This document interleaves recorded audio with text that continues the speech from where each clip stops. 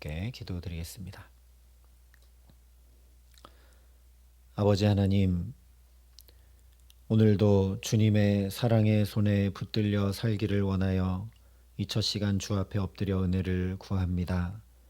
우리 걸음걸음마다 주께서 붙들어 주지 아니하시면 실족할 수밖에 없고 넘어질 수밖에 없사오니, 주님 이 시간도 주의 생명의 말씀으로 주의 성령으로 우리를 붙들어 주시고 역사하시고 함께하여 주시옵소서. 예수님 이름으로 기도합니다. 아멘. 오늘 우리에게 주시는 하나님 말씀은 신명기 23장 21절부터 25절까지 말씀입니다. 신명기 23장 21절부터 25절까지의 말씀입니다. 신명기 23장 21절부터 25절까지 말씀을 제가 봉독해 드리겠습니다. 하나님의 말씀입니다. 내 하나님 여호와께 서원하거든 갚기를 더디하지 말라. 내 하나님 여호와께서 반드시 그것을 내게 요구하시리니 더디면 그것이 내게 죄가 될 것이라. 내가 서원하지 아니하였으면 무죄하리라. 그러나 내 입으로 말한 것은 그대로 실행하도록 유의하라. 무릇 자원한 예물은 내 하나님 여호와께 내가 서원하여 입으로 언약한 대로 행할지니라. 내 이웃의 포도원에 들어갈 때에는 마음대로 그 포도를 배불리 먹어도 되느니라. 그러나 그릇에 담지는 말 것이요, 내 이웃의 곡식밭에 들어갈 때에는 내가 손으로 그 이삭을 따도 되느니라. 그러나 내 이웃의 곡식밭에 낫을 대지는 말지니라. 아멘. 도둑질하지 말라고 하면 누구나 남의 것을 훔치지 않는 것을 당연히 먼저 생각하게 되기 마련입니다. 그러나 당연히 받는 이자가 이 도둑질에 해당될 수 있다는 사실은 전혀 생각하지 못할 수 있기 때문에 19절과 20절에서 이자에 관한 문제를 대표로 도둑질하지 않는 것의 본질적 의미를 말씀해 주셨습니다. 즉, 도둑질하지 말라는 말씀을 살아내는 것이 단지 남의 물건이나 소유를 훔치는 것에 그치는 것이 아니라 마땅히 수고함으로 다시 하나님 나라를 이루고 누리라는 복음을 실제 나의 가정과 일터와 모든 삶에서 부단히 땀 흘려 수고함으로 살아가는 것임을 말씀해 주었습니다. 오늘 21절부터 25절도 같은 맥락에서 도둑질이라고 여기지 못하고 지나치기 쉬운 두 가지를 말씀해 주고 있습니다. 먼저 21절이 이렇게 말씀합니다. 내 하나님 여호와께 서원하거든 갚기를 더디하지 말라. 내 하나님 여호와께서 반드시 그것을 내게 요구하시리니 더디면 그것이 내게 죄가 될 것이라. 갚기를 더디하지 말라, 더디면 그것이 내게 죄가 될 것이라 하신 표현들을 통해 분명히 드러나고 있는 것처럼 이 말씀은 도둑질하지 말라는 말씀에 해당되는 것임을 명백히 우리가 알게 됩니다. 그래서 일단 이 말씀을 통해 우리가 도둑질하지 말라는 계명을 준행함으로 산다는 것이 단지 물건, 재물 등의 사람의 것에만 해당되는 것 이전에 하나님과의 관계 속에서 이행해야 하는 말씀인 것을 우리가 알게 됩니다.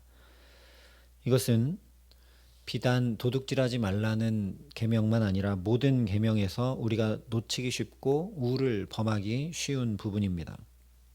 그래서 금식과 기도와 구제와 심지어 집에서 쓰는 양념류까지 다 11조를 하며 철저하게 말씀을 지켰던 바리새인들을 향해 예수님께서 회칠한 무덤 같다, 너희는 겉모양만 화려하다라고 책망하셨습니다. 내가 지금 단지 도둑질이라는 행위를 하지 않는다고 해서 이 말씀 잘 지켜 행하고 살아가는 것이라고 착각해서는 안 된다는 말씀이죠. 이 규례를 준행하는 우리의 삶이 어디를 지향해야 하는지, 이렇게 하고 저렇게 하는 우리의 행동과 결정이 무엇을 위함인지를 결코 놓쳐서는 안 된다는 말씀입니다. 열심히 금식도 하고 구제도 하고 봉사도 하고 선행도 하고 철저히 다 11조도 하는 그 이유와 목적이 무엇이냐는 것이죠. 바리새인들은 자기 의만 드러내는 데에 치중했습니다. 하나님께서 왜 그렇게 11조를 하라 하셨는지, 왜 구제하고 선행하라 하셨는지 그것은 다 놓친 채 그냥 그 규례, 그 겉모양에 치중하고 말았다라는 것이죠. 중요한 것은 다 놓치고 말았다라는 겁니다. 실제 22절과 23절에 오늘도 이렇게 말씀을 합니다. 내가 서원하지 아니하였으면 무죄하리라. 그러나 내 입으로 말한 것은 그대로 실행하도록 유의하라. 무릇 자원한 예물은 내 하나님 여호와께 내가 서원하여 입으로 언약한 대로 행할지니라. 여기 말씀한 대로 하나님께 자원한 예물은 서원하여 입으로 언약한 그대로 행해야 합니다. 눈에 보이지 않는 하나님이시고 하나님은 물질이 필요한 분이 아니시고 또 너무너무나 사랑이 크신 하나님이시니 내 연약함, 부족함 다 아시고 내가 아직도 이렇게 이행하지 못하고 있는 것을 아시고 용서하시고 용납하시니 괜찮다. 지지부진하게 미루거나 은근슬쩍 넘어가는 일이 결코 없게 하라는 말씀입니다. 오히려 하나님 앞에 더 철저하게 그대로 실행하도록 유의하라 분명히 말씀을 합니다. 문제는 뭐냐? 이 말씀을 듣다 보면 그러면 하나님 앞에 서원 자체를 안 하면 되겠구나라고 생각하게 된다는 사실입니다. 그러나 오늘 말씀에 갚기를 더디하지 말라 하신 것이 단지 물건이나 돈이나 예물이 아니라 하나님께 서원한 것 자체임을 우리가 주목해야 합니다. 23절에 말씀한 것은 실제적이고 대표적인 예로 자원, 즉 서원 예물을 갚는 것에 대해 말씀하신 것일 뿐이지 그 이전에 이미 21절에 서원 자체를 더디 이행하는 것까지 모두 다 죄가 된다 분명히 말씀하고 있기 때문입니다. 그러니 먼저 하나님께 서원하는 것이 무엇인지 우리가 명확히 알 필요가 있습니다. 서원은 하나님, 제가 하나님 앞에 이것을 반드시 행할 테니까 하나님이 그러니까 이것을 꼭 이루어 주십시오 라고 하면서 조건을 걸어 사생결단으로 반드시 이루어야 할 것을 관철시키는 우리의 마지막 비장의 카드가 결코 아닙니다. 오히려 정반대로 서원은 철저히 하나님의 말씀에 근거하여 살겠다는 간구와 결단입니다. 사무엘상에 보면 한나가 임신하지 못하여 기도할 때 이렇게 서원했다 말씀합니다. 서원하여 이르되 만군의 여호와여 만일 주의 여종의 고통을 돌보시고 나를 기억하사 주의 여종을 잊지 아니하시고 주의 여종에게 아들을 주시면 내가 그의 평생에 그를 여호와께 드리고 삭도를 그의 머리에 대지 아니하겠나이다. 그냥 이 기도문만 놓고 보면 하나님 나는 임신하지 못하여 너무 괴롭고 힘겹고 고통스러우니 하나님 나를 기억하셔서 아들을 주시면 내가 그 아들 평생에 하나님께 드리고 삭도를 대지 않겠습니다. 너무 이 한나가 아이 갖기를 원하여 하나님 앞에 서원 기도하는 것처럼 보입니다. 그러나 이 기도는 한나의 타는 듯한 목마름과 자기 소원을 이루고자 하는 것을 하나님께 아뢰는 것이 아니라 철저하게 민수기 6장에 기록된 나시린의 서원, 즉 포도주와 독주를 마시지 말고 머리에 삭도를 대지 말라는 말씀에 기반하여 드리는 기도입니다. 또한 곰곰이 살펴보면 아들을 얻기 위한 자기 소원과 바램을 이루기 위해 드리는 기도도 전혀 아닙니다. 하나님이 아들 주시면 내가 그 아들 나시린으로 다시 하나님께 드리겠다고 그렇게 할 거면 굳이 아들을 구해야 될 이유 자체가 없는 것이죠. 이처럼 서원 기도는 사실 나의 뜻을 이루어 주시기를 구하는 기도가 아닙니다. 정반대로 내가 온전히 하나님의 뜻을 따르기 위해 하나님의 말씀을 이루기 위해 은혜를 구하며 드리는 기도가 바로 서원 기도입니다. 그래서 예수님도 우리에게 기도를 가르쳐 주시면서 이렇게 기도하라 하셨습니다. 아버지의 뜻이 하늘에서와 같이 땅에서도 이루어지게 하소서. 그래서 한마디로 하면 날마다 나를 쳐 복종시켜 하나님의 말씀을 준행하는 것이 곧 서원이라는 것이죠. 그러니 사실 이스라엘 백성으로 사는 것 자체가, 우리로 말하면 예수를 믿고 사는 것 자체가 곧 서원입니다. 왜냐? 예수를 믿는다는 것은 이제 내가 더 이상 내 맘대로 살지 않고 하나님의 말씀을 따라 살겠다는 것이고, 내 힘과 내 의지대로 살지 않고 주님을 의지함으로 살아가겠다는 결단이 바로 예수를 믿는다는 것이기 때문입니다. 그러므로 오늘 말씀에 의하면 우리가 하나님 말씀을 따르지 않고 준행하지 않으며 살아가는 삶이 곧 하나님께 서원한 것을 더디 갚는 일이 되는 것입니다. 그것을 유의하라 말씀하셨습니다. 그리고 그렇게 서원을 더디 갚는 것은 그대로 도둑질하지 말라는 말씀을 어기는 일이 됩니다. 그렇다면 사실 우리는 거의 매일 도둑질하며 사는 것과 다름없는 것이죠. 하나님의 말씀을 잘 준행하고 따르고 지켜 행하며 살지 못하기 때문입니다. 사실 처음 에덴 동산에서부터 인간이 말씀을 따르고 준행하지 않아 하나님 나라가 무너졌습니다. 다른 말로 하면 말씀을 그대로 이루셔서 만들어 두신, 보시기에 심히 좋았다고 하신 그 하나님 나라를 인간이 말씀을 따르지 않으며 무너뜨리고 도둑질해버린 것과 똑같습니다.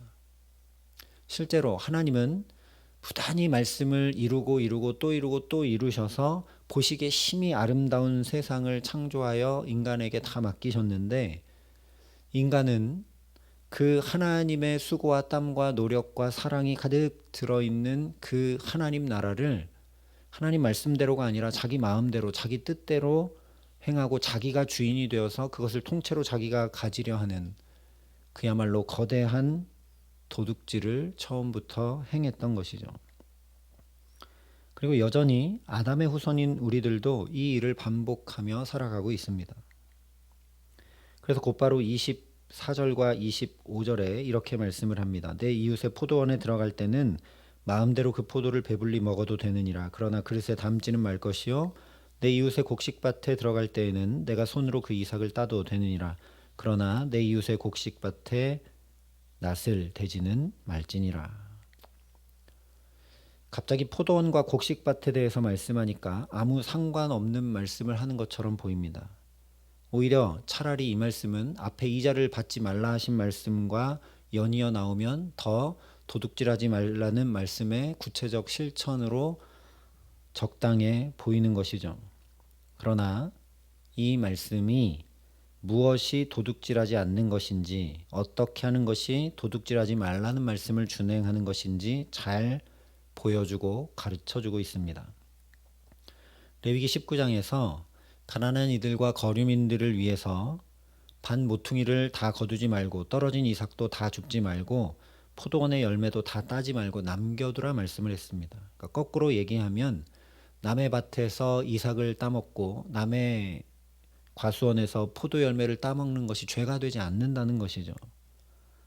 그래서 오늘도 포도원이나 곡식밭에 들어가서 손으로 따서 마음대로 배불리 먹는 것, 그것은 도둑질이 아니라 레위기 말씀을 잘 준행하며 서로 잘 준행하며 살아가는 것임을 확인시켜 주는 것입니다.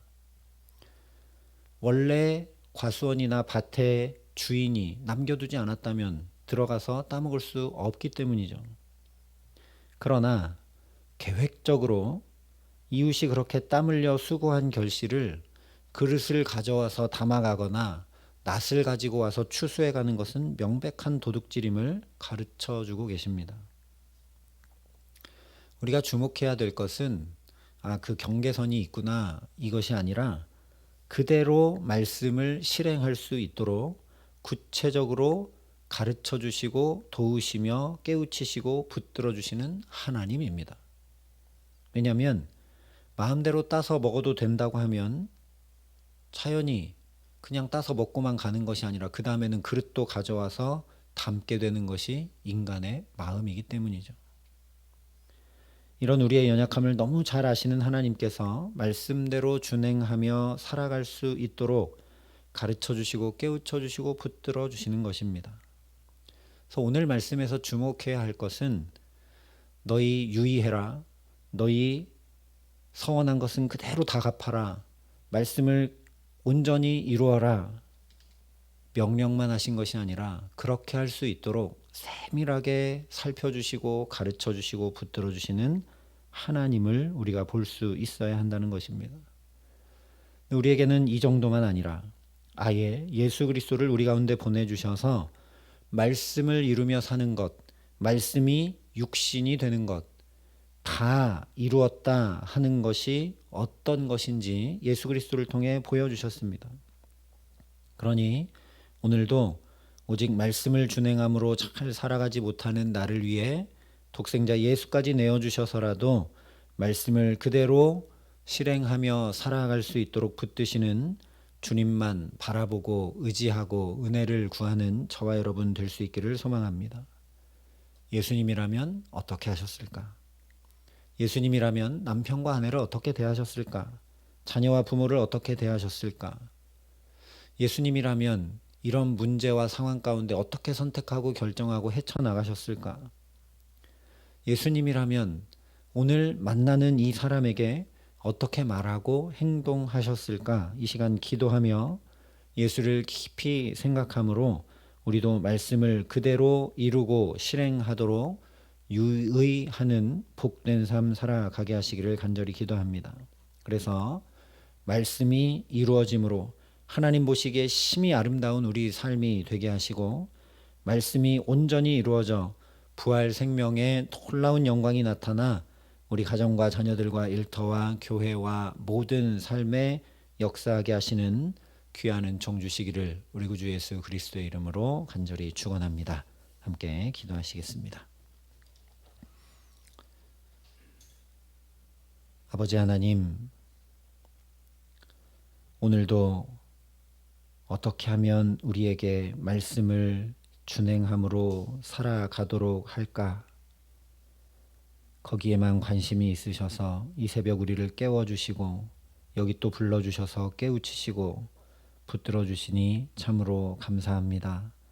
그 하나님 바라보며 오늘도 살아갈 수 있도록 은혜 위에 은혜를 더하여 주시옵소서. 그러니 기도의 시간, 오늘 하루를 살아갈 것들을 다 주님 앞에 아뢰며 이런 상황과 환경 가운데 이런 사람 앞에서 어떻게 예수님께서는 말하고 행동하고 선택하고 결정하셨을지 하늘의 지혜를 구함으로 주께서 주시는 은혜를 가지고 하나님의 말씀을 그대로 준행하는 데 유의하며 살아가는 복된 날 될 수 있도록 이 시간 우리에게 성령으로 함께하여 주시옵소서.